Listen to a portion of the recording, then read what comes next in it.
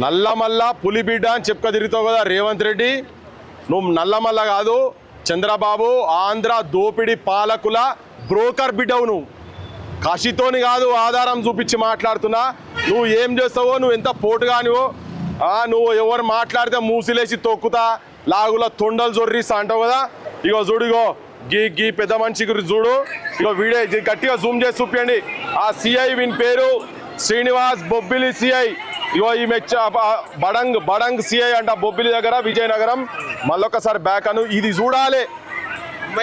అమ్మ ఎక్కడ ఆయన చేతులు ఎక్కడ పెడుతుంది చూడండి మీరు ఒకసారి. ఏం చేస్తావో చెప్పిగా. నువ్వు హోమ్ మినిస్టర్వు, నీ క్యాబినెట్లో ఉన్నటువంటి మహిళా మంత్రులు మీరేం చేస్తారో చెప్పండి, మీ ఎమ్మెల్యేలు ఏం చేస్తారో చెప్పండి. తెలంగాణ ప్రతి ఆడబిడ్డ చూడాలి.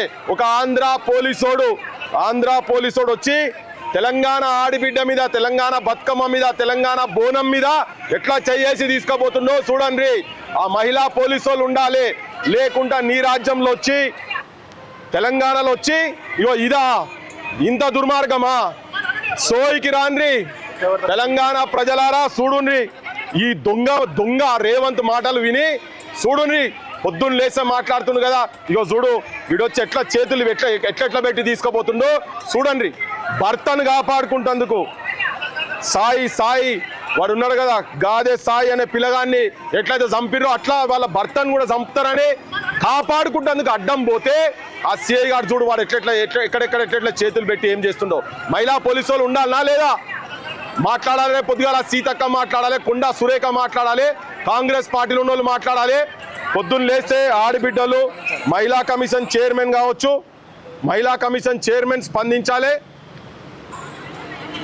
ఇగో ఇది మళ్ళా చూడాల్సిన అవసరం ఉన్నది. వీడియో మళ్ళా చూడాల్సిన అవసరం ఉన్నది.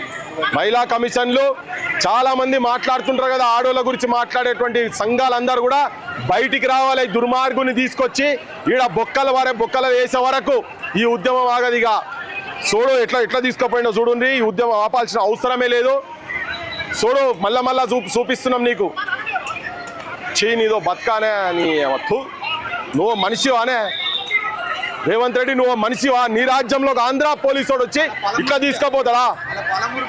పాలమూరు బిడ్డ, ఇద్దరు పాలమూరు వాళ్ళే, ఇద్దరు అదే నల్లమాట. వీళ్ళు అసలు పులిబిడ్డలు, నువ్వు కాదు. నాకైతే నిన్ను చూస్తే సిగ్గు అనిపిస్తుంది. నాకు రేవంత్ రెడ్డి నిన్ను చూస్తే చాలా సిగ్గు అనిపిస్తుంది.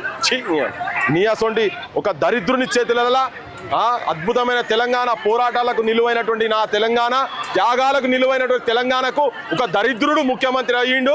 తెలంగాణ ఆడబిడ్డలకు రక్షణ లేకుండా పోతున్నది. ఇగో చూడు, నువ్వు ఒక మనిషివా? ఎందుక ఎండిపోయిన బాయిలని ఉంటే పడి నీ అసొంటి సావుడు నయం. నీ అసొంటి బతుకు, నువ్వు ముఖ్యమంత్రి, నువ్వు మనిషివి. నువ్వు